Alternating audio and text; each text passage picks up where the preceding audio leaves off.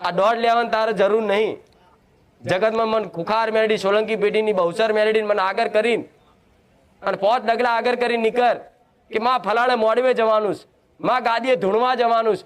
એટલે પારખાય નહીં કરવા.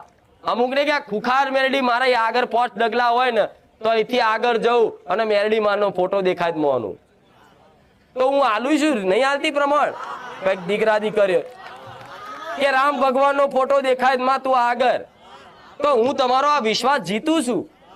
પણ તમને એવો 1-2 વખત તમને પ્રમાણ મળી ગયા હોય કે ખુખાર મેલડી અમારા હાજરા હજુર અમારી જોડે જ છે કે નોમ દેતા જ અમારું કામ થઈ જાય, નોમ દેતા જ અમને એનું પ્રમાણ મળી જાય છે.